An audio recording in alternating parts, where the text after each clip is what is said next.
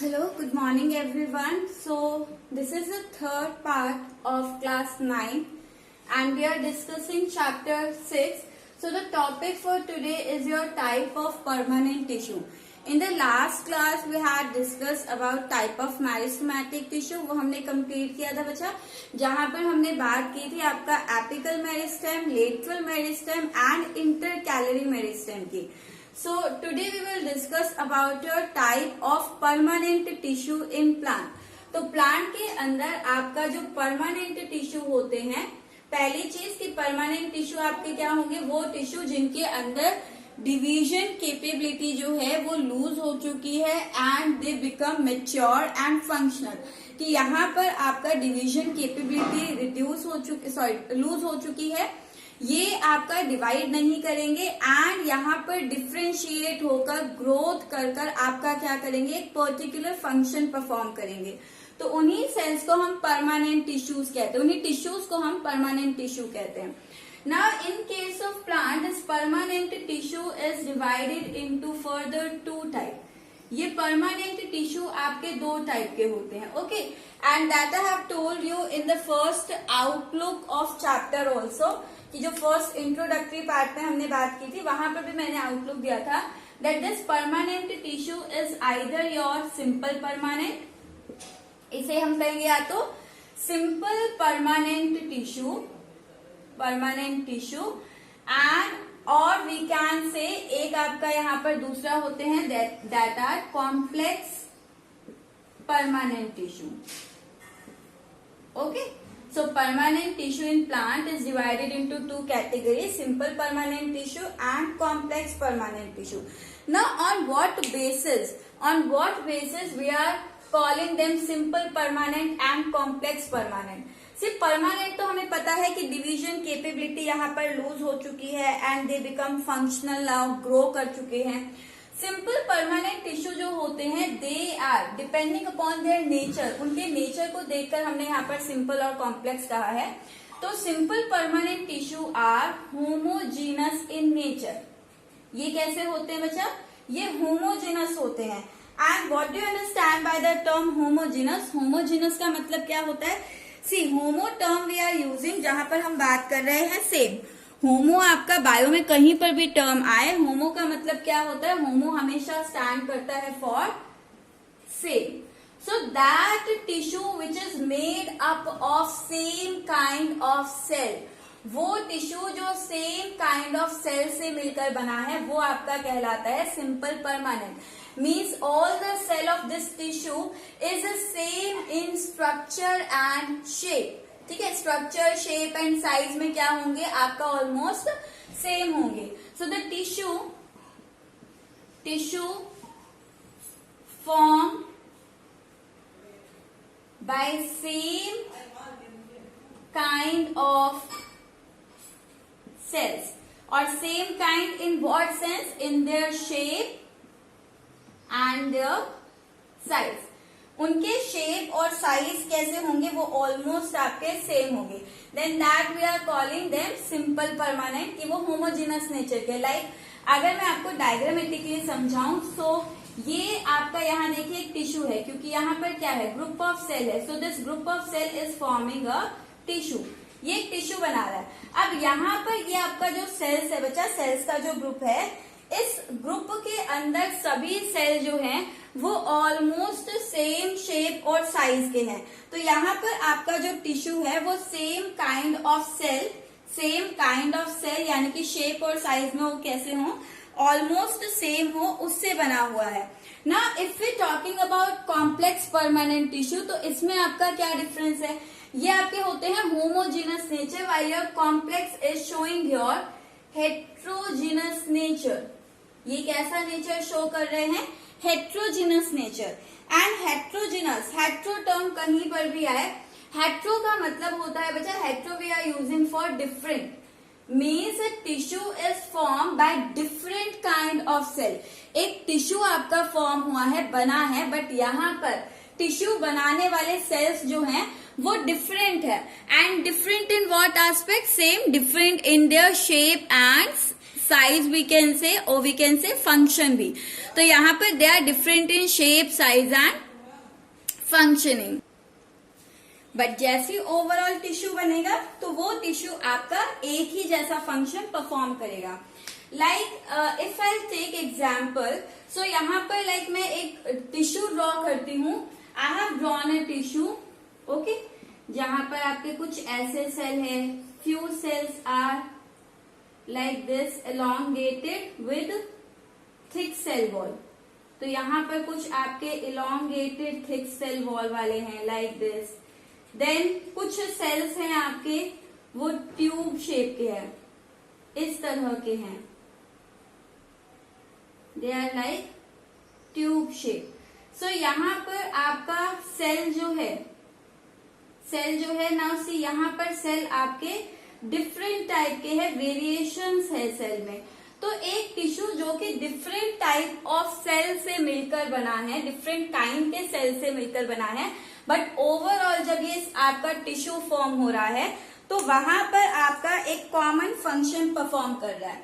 इस टिश्यू को हम क्या करेंगे, ये टिश्यू आपका कैसा है, ये आपका कॉम्प्लेक्स या फिर हेट्रोजेनस नेचर का टिश्यू है। Okay, so heterogeneous is what, where the tissue is form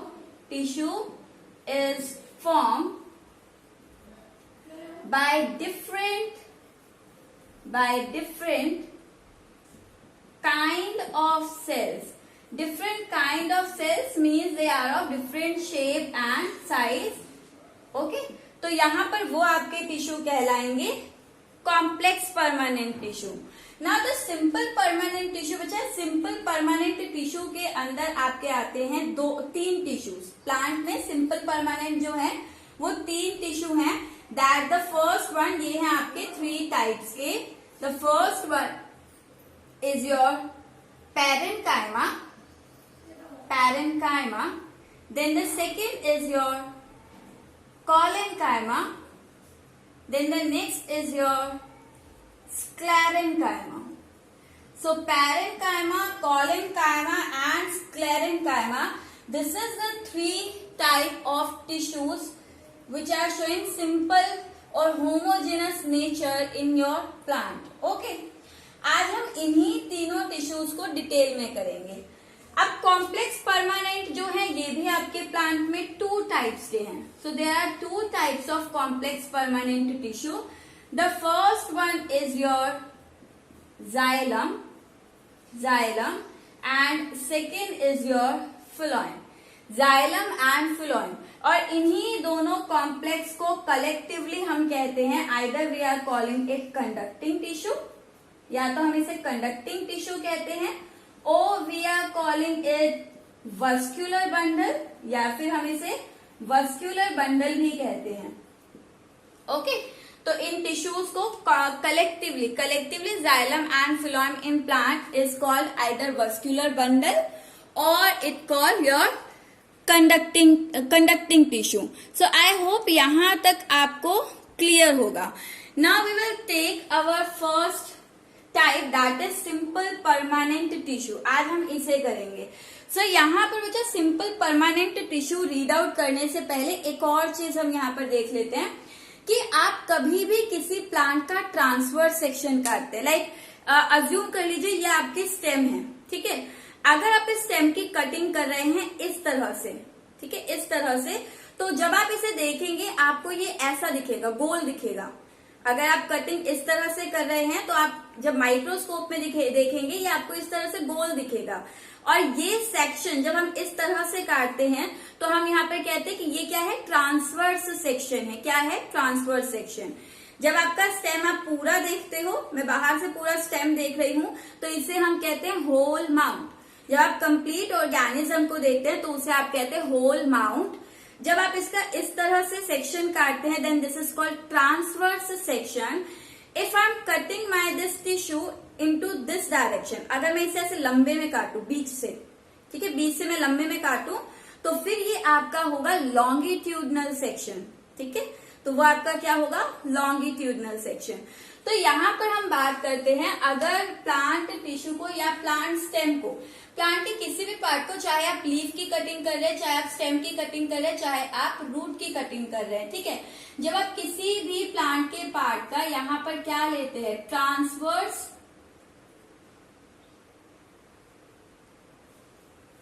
transverse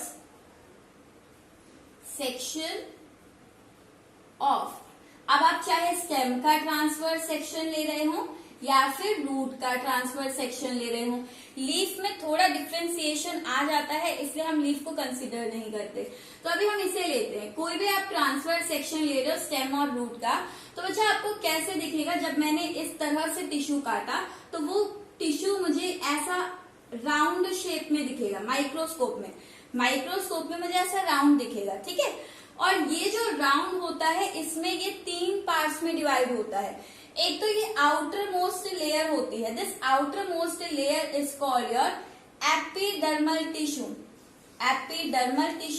या फिर in simple language we are calling it epidermis. Epiderm कहीं पर भी बच्चा आ जाता है, देखो इसको भी आप स्प्लिट कर सकते हो टर्म को। एपी मतलब होता है आउटसाइड और डर्मल का मतलब होता है स्किन। तो प्लांट की जो आउटर मोस्ट स्किन होगी वो आपका किससे बनी हुई होगी, एपिडर्मल टिश्यू से, या फिर वो बनी हुई होगी आपकी एपिडर्मिस से। ओके, तो यहाँ पर आपके आउटर मोस्ट हो गई एपिडर्मल टिश्यू या एपिडर्मिस। देन इसके बाद हमें दिखता है ये इन बिटवीन आपका एक और सर्कल होता है, ठीक है। तो ये जो सर्कल है बच्चा, यहाँ इस सर्कल में प्रेजेंट होते हैं आपका conducting tissue, and conducting tissue it what your xylem and phloem. तो यहाँ पर आपका इस तरह से बीच में आपका ये दो टिश्यू प्रेजेंट होंगे, एक आपका जो है वो कहलाएगा जाइलम। ओके, सो यहाँ पर this one is your xylem and this inside red one is your phloem. तो इन दोनों को ही मिलाकर हम क्या कह रहे हैं, that they are what, conducting tissue. और कंडक्ट का मतलब होता है जो कुछ लेकर जा रहा हो। तो यहाँ पर ये दोनों आपके जो टिश्यूज होते हैं वो प्लांट के अंदर कंडक्शन का यानी कि ट्रांसपोर्ट का काम करते हैं, जिसमें आपका जो जाइलम होता है बच्चा, ये जाइलम आपका करता है वाटर का ट्रांसपोर्ट। जाइलम आपका क्या करता है, वाटर का ट्रांसपोर्ट। फिलोएम आपका क्या करता है, फिलोएम आपका करता है फूड ट्रांसपोर्ट। तो ये आपका क्या करेगा, फूड का ट्रांसपोर्ट। ओके, एंड इसके बाद आपका एक टिश्यू हमने यहाँ एपिडर्मल पढ़ लिया। एपिडर्मल टिश्यू क्या करेगा, एपिडर्मल टिश्यू क्योंकि ये बाहर का है और किसी भी ऑर्गेनिज्म की जो आउटर मोस्ट स्किन होती है, आउटर मोस्ट लेयर होती है, वो प्रोटेक्शन का काम करते हैं फ्रॉम एक्सटर्नल एनवायरमेंट। तो ये एपिडर्मल टिश्यू काम करेगा क्या, प्रोटेक्शन का काम करेगा। ओके, अब आते हैं in between this epidermal and this conducting tissue. Epidermal और इस कंडक्टिंग टिश्यू के बीच में, एपिडर्मल और इस कंडक्टिंग टिश्यू के बीच में आपका जो ये कंप्लीट स्पेस प्रेजेंट है, दिस कंप्लीट स्पेस, ये आपका कंप्लीट स्पेस बच्चा, इसे हम कहते हैं ground tissue. This complete space,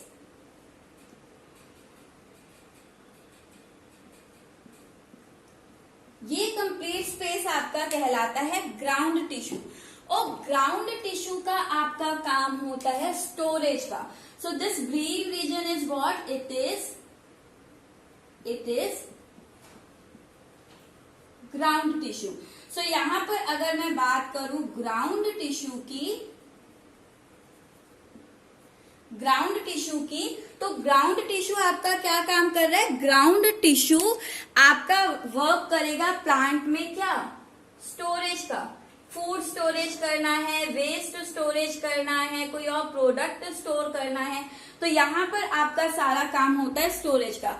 और आप प्लांट का कोई भी सेक्शन काट लो, इवन लीफ भी, तो यहाँ पर आपका जो है, आपको हमेशा किसी भी प्लांट के सेक्शन में यही 3 आपका टिश्यूज मिलेंगे एंड सेम मैनर में अरेंज होंगे।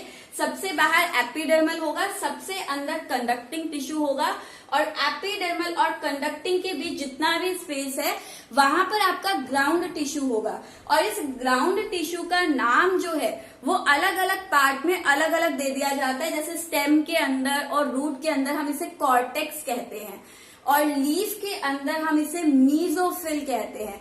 तो that we will take later on, तो वो सब आपका आगे आ जाएगा। अभी फिलहाल आपके लिए ये कि कोई भी आप ट्रांसफर सेक्शन काट रहे हो तो आपको ये 3 टिश्यू मिलेंगे, ठीक है।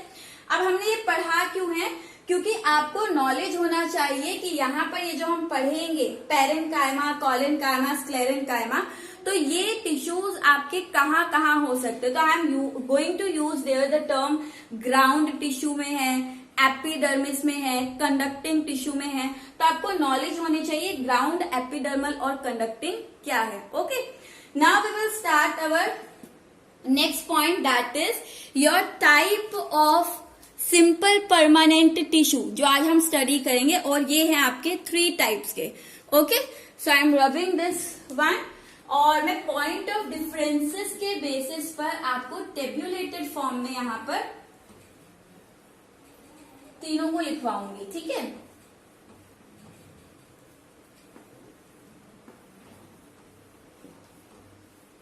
So the next point of discussion is your simple permanent tissue, and I have told you simple permanent tissue आपके 3 हैं। The first one A is your parenchyma, then आपका next आएगा collenchyma, and then next is your sclerenchyma.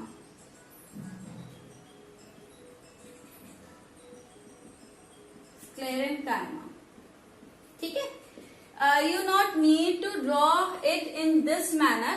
अगर आप ऐसे नहीं लिखना चाहते हैं तो आप पहले सिर्फ पैरेन्काइमा को लिख लीजिएगा, फिर कोलेनकाइमा, फिर स्क्लेरेन्काइमा।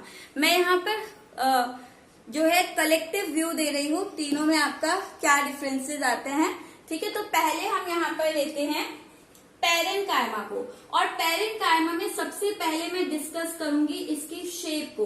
तो यहाँ पर आपके जो सेल होते हैं वो कैसे होते हैं, वो आपको राउंड मिल सकते हैं, ओवल मिल सकते हैं। ये दोनों शेप आपको क्लियर है, राउंड गोल होता है, ओवल एग जैसा होता है।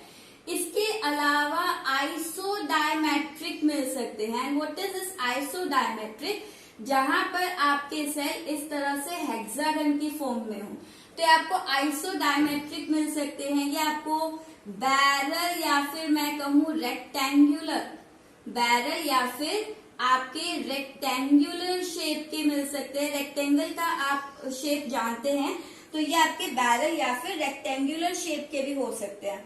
So this is the shape of your parenchyma, कि पैरेन्काइमा आपको ये डिफरेंट शेप के मिलेंगे। Okay, then the next point यहाँ पर जो हम डिस्कस करेंगे is about the cell wall. Cell wall, क्योंकि ये आपका प्लांट सेल है, तो यहाँ पर पैरेन्काइमा की सेल वॉल किस तरह की होती है।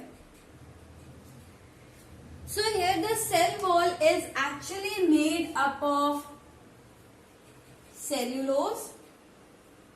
Then the cell wall is thin in nature and evenly distributed.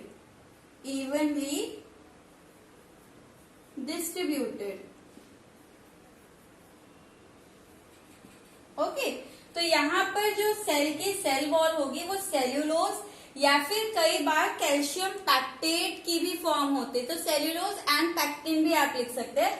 But यहाँ पर सेल वॉल थिन होगी और इवनली यानी बराबर डिस्ट्रीब्यूटेड है।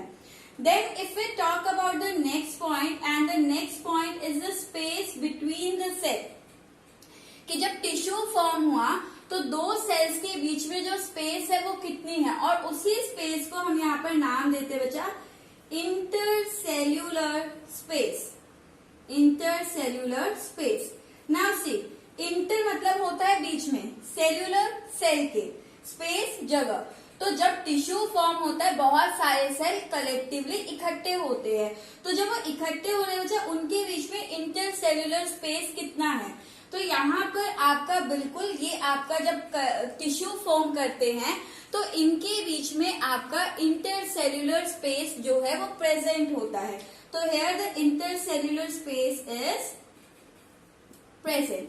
ठीक है, कि टिश्यूज का अरेंजमेंट इस तरह का है कि उनके बीच में इंटरसेल्यूलर स्पेस प्रेजेंट होगा। Now like I have to draw the diagram. अगर मुझे डायग्रामेटिकली आपको समझाना है तो इस टिश्यू के स्ट्रक्चर की अगर मैं बात करूं, इस टिश्यू के डायग्राम की मैं अगर बात करूं, स्ट्रक्चर की अगर मैं बात करूं, तो ये आपको कैसा दिखेगा। सी, आपका ये टिश्यू आपको कुछ इस तरह से दिखेगा। ये आपके सेल है, और क्योंकि हम सिंपल परमानेंट पढ़ रहे हैं तो ऑलमोस्ट सारे सेल जो है वो सेम शेप और साइज के होने चाहिए। ओके, तो ये आपका एक टिश्यू फॉर्म हुआ। अब देखो यहाँ पर ये आपकी टिश्यू की आउटर मोस्ट लेयर जो होगी वो सेल वॉल है। तो यहाँ पर मैंने सबकी सेल वॉल जो है वो इक्वल थिन ड्रॉ की है, पतली सी ड्रॉ की है, और सब में इवनली डिस्ट्रीब्यूटेड नहीं है, इवनली डिस्ट्रीब्यूटेड है। ऐसा नहीं है कि यहाँ पर एक तरफ आपकी कम है और दूसरी तरफ आपका डिपोजिशन जो है सेल वॉल की बहुत ज्यादा हो, इस तरह से ये होता है आपका अनइवन डिस्ट्रीब्यूशन। बट यहाँ पर इवनली डिस्ट्रीब्यूटेड है, बराबर आपका सेल वॉल जो है वो प्रेजेंट है। देन क्योंकि आप प्लांट सेल पढ़ रहे हो तो प्लांट सेल के अंदर ऑल्दो मैं ड्रॉ नहीं करती हूँ, ये अंडरस्टूड है, मैं सिर्फ न्यूक्लियस ड्रॉ करती हूँ। बट प्लांट सेल है तो हर सेल के अंदर आपका ये साइटोप्लाज्म प्रेजेंट होगा, और प्लांट सेल में एक आपका सेंट्रल वैक्यूल प्रेजेंट होता है जो ऑलमोस्ट 90% एरिया को कवर करता है, और ये आप प्रीवियस चैप्टर में पढ़ चुके हैं। तो यहाँ पे ये न्यूक्लियस प्रेजेंट होगा। So this is how you have to draw all the cell. यहाँ पर इस तरह से आपको ये सेंट्रल वैक्यूल दिखाना है, और सभी सेल्स के अंदर साइटोप्लाज्म जो है वो प्रेजेंट है इस तरह से, एंड दिस इज न्यूक्लियस। तो ये आपका क्या है, एक टिश्यू जिसे हम क्या कह रहे हैं, पेरेन्काइमा। और बच्चा यहाँ पर आपकी सेल्यूलोज से बनी हुई सेल वॉल है, थिन है, इवनली बराबर डिस्ट्रीब्यूटेड है, और सेल्स के बीच में, दो सेल्स के बीच में, यहाँ देखो ये आपका जब नीचे वाला सेल जुड़ा तो इन सेल्स के बीच में क्या है, स्पेस डेवलप हो रखी, this one, and this is called your intercellular space. यानी कि दो सेल्स के बीच में जो स्पेस है दैट इज इंटरसेल्यूलर स्पेस। सो पहले हम इतना बात करते हैं। नेक्स्ट यहाँ पर जो पॉइंट आपका रहता है that is your function.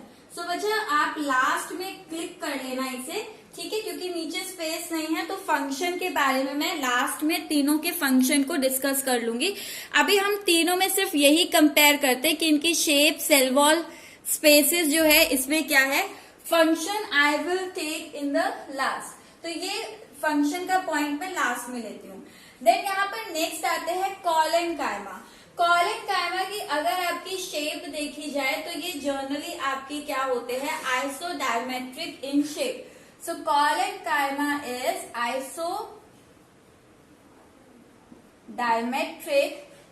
Isodiametric in shape. Isodiametric shape के होंगे, यानी कि हेक्सागन शेप के होते हैं। एंड इसके अलावा यहाँ पर आपका जो कॉलेनकाइमा है, अगर उसमें सेल वॉल की बात की जाए तो सेल वॉल भी सेम आपका यहाँ पर भी क्या होगी, सेल्यूलोज की होगी। सेल्यूलोज, क्योंकि प्लांट सेल है, प्लांट सेल में सेल्यूलोज तो होना ही होना है। प्लस इसके अलावा पैक्टिन, और ये पैक्टिन यहाँ पर भी आपको मिल सकता है। बट यहाँ पर डिफरेंस क्या आया, यहाँ पर जो सेल वॉल थी वो थिन थी और इवनली बराबर डिस्ट्रीब्यूटेड थी, लेकिन यहाँ पर जो सेल वॉल है वो सेल्यूलोज पैक्टिन की फॉर्म है, बट ये क्या है, अनइवनली डिस्ट्रीब्यूटेड है, and it is thicker at the corner, कि ये सेल जो है ये कॉर्नर पर क्या है, थिक होते हैं। So due to deposition of extra cellulose, so the cell wall is thick at corner। ये सारे पॉइंट मैंने सेल वॉल के लिखे हैं। सेल वॉल सेल्यूलोज पैक्टिन की फॉर्म है, अनइवनली डिस्ट्रीब्यूटेड है, और कॉर्नर पर क्या है, थिक है। और इंटरसेल्यूलर स्पेस यहाँ पर नेग्लिजिबल होगा, या फिर हम सीधा बोले एब्सेंट होगा। यानी कि जब ये टिश्यू अरेंज होंगे आपको कैसे दिखेंगे बच्चा, सी ये आपके इस तरह के आइसोडायमेट्रिक शेप के होंगे, Okay, like this. And यहाँ पर जो इनका कॉर्नर होगा, सबका कॉर्नर होगा, यहाँ पर एक्स्ट्रा सेल्यूलोज की डिपोजिशन है इस तरह से। और क्योंकि एक्स्ट्रा सेल्यूलोज की डिपोजिशन है तो इस वजह से जब दो सेल अरेंज होते हैं तो उनके बीच में आपको यहाँ पर जो गैप होता है वो सारा सेल्यूलोज से भरा हुआ होता है। तो यहाँ पर आपको जो इंटरसेल्यूलर स्पेस है वो देखने को नहीं मिलेगा। तो यहाँ पर ये इस तरह से आपका प्रेजेंट होगा कि इंटरसेल्यूलर स्पेस यहाँ पर इन बिटवीन नहीं है। Okay, like this. आप मुझसे अच्छा ड्रॉ करेंगे, आपको बस ये कॉर्नर जो है, ये कॉर्नर इसके क्या करने हैं, थिक। ठीक है, यहाँ पर थिन रहनी चाहिए और कॉर्नर को थिक करना है, यहाँ थिन, कॉर्नर को थिक। ठीक है, तो ये आपका इस तरह से इसकी सेल वॉल जो है अनइवन होती है। ये नहीं कि हर जगह से बराबर होगी, ये आपकी अनइवन होगी और कॉर्नर्स पर थिकनिंग ज्यादा होती है। एंड इनसाइड दिस सेल आपको सेम वही चीज ड्रॉ करनी है कि क्योंकि ये प्लांट सेल है तो यहाँ पर एक सेंट्रल वैक्यूल बना देना है, न्यूक्लियस बना देना है और यहाँ पर थोड़ा सा साइटोप्लाज्म दिखा देना है। Okay, so this is vacuole, this is nucleus and cytoplasm. So यहाँ पर आपका इंटरसेल्यूलर स्पेस क्या हो गई, एब्सेंट, और ये सेल वॉल जो है, cell wall thick at corner, कि ये कॉर्नर पर क्या होगी, थिक होगी। ठीक है, तो ये हो गया इसका स्ट्रक्चर के बारे में। अब लास्ट चलते हैं हम स्क्लेरेंकाइमा पर।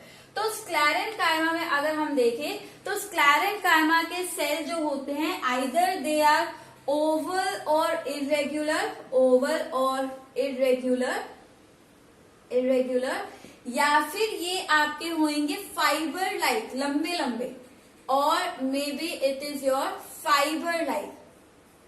ओके, तो शेप वाइज या तो ये ओवल इरेग्युलर होते हैं या फिर ये कैसे होते हैं, फाइबर जैसे होते हैं। और बच्चा इसी की शेप के बेसिस पर हमने यहाँ पर स्क्लेरेंकाइमा को दो में डिवाइड किया हुआ है। सी, मैंने यहाँ पर ड्रॉ कर दिया स्क्लेरेंकाइमा को शेप के बेसिस पर। अगर ये ओवल और इरेग्युलर शेप का दिख रहा है लाइक दिस, तो ये आपके कहलाते हैं स्क्लेरेड। यहाँ पर आपके ये कहलाएंगे स्क्लेरेड। और अगर ये फाइबर जैसे है, फाइबर होता है जो एंड्स पर क्या हो, टैपर्ड, इनके एंड्स क्या होंगे, टैपर्ड मतलब नोकीले होंगे। और मिडल में ये आपके कैसे हैं, मिडल में ये हों ब्रॉड। तो अगर इनके एंड्स टैपर्ड है और मिडल में ये ब्रॉड है तो ये शेप आपकी क्या कहलाएगी, फाइबर कहलाएगी। तो शेप के बेसिस पर स्क्लेरेंकाइमा को डिवाइड किया हुआ है स्क्लेरेड एंड फाइबर्स में। Now coming to the next point, that is cell wall. बच्चा सेल वॉल स्क्लेरेंकाइमा में फॉर्म होती है किसकी, सेल्यूलोज की, एंड इसके साथ आपका प्रेजेंट होता है लिग्निन। तो cell wall is made up of cellulose and lignin. As the lignin is a hard compound, lignin जो होता है कार्बन हाइड्रोजन से बना हुआ एक हार्ड कंपाउंड होता है। तो क्योंकि इसकी सेल वॉल में लिग्निन है, so that is why the cell wall here is hard and rigid. इसकी वजह से जो सेल वॉल होगी वो कैसी होगी, हार्ड होगी और बहुत रिजिड होती है। Okay, and along with this cell wall आपकी थिक भी होती है। सो कई बार आता है जस्टिफाई करने के लिए that sclerenchyma is a lignified tissue, justify. तो बच्चा sclerenchyma as its cell wall is made up of lignin which is giving it a hard and rigid nature, so that is why हम कहते हैं sclerenchyma is lignified, क्योंकि वो lignin से बना हुआ है। और यहाँ सेल वॉल थिक होते हैं। लाइक सी, इस स्ट्रक्चर में मैंने ड्रॉ किया है, ये जो आपका ब्लैक पूरा पोर्शन दिखाया गया है ये आपका कंप्लीट सेल वॉल है। और इन सेल्स के अंदर जो साइटोप्लाज्म होता है वो नेग्लिजिबल होता है, बहुत कम होता है, and it is situated here in the centre. तो आप देखिए सेंटर में कितनी कम स्पेस है जहां पर आपका साइटोप्लाज्म है। इसी तरह फाइबर है, तो फाइबर में भी सेल वॉल बहुत ज्यादा थिक है और लिग्निफाइड है। एंड यहाँ पर देखिए सेंटर में बिल्कुल आपका मिनिमम साइटोप्लाज्म होता है। तो क्योंकि इन सेल्स के अंदर साइटोप्लाज्म नेग्लिजिबल है, बहुत मिनिमम है, तो यहां से आप एक और पॉइंट ले सकते हैं कि इनका नेचर क्या है, यानी कि इन सेल्स का नेचर क्या होता है। तो नेचर वाइज मैं कह सकती हूँ as they have negligible count of और negligible concentration of this cytoplasm, तो यहाँ स्क्लेरेंकाइमा आपके डेड नेचर के होते हैं। ये कैसे होते हैं? आपके डेड नेचर। जबकि कॉलेनकाइमा में आपका जो साइटोप्लाज्म है वो प्रेजेंट है, और लाइकवाइज पेरेंकाइमा में भी आपका साइटोप्लाज्म प्रेजेंट है।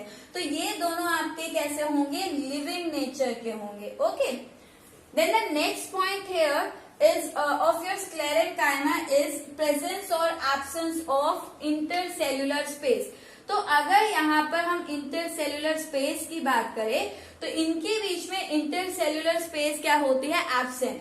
लाइक अज्यूम करिए ये एक फाइबर है, इसके साइड में यहाँ पर एक और फाइबर आएगा, तो दोनों के सेल वॉल इतनी ज्यादा थिक है कि यहाँ पर आपको इनके बीच में अरेंजमेंट के टाइम पर आपको इनके बीच में कोई भी इंटरसेल्यूलर स्पेस देखने को नहीं मिलेगी।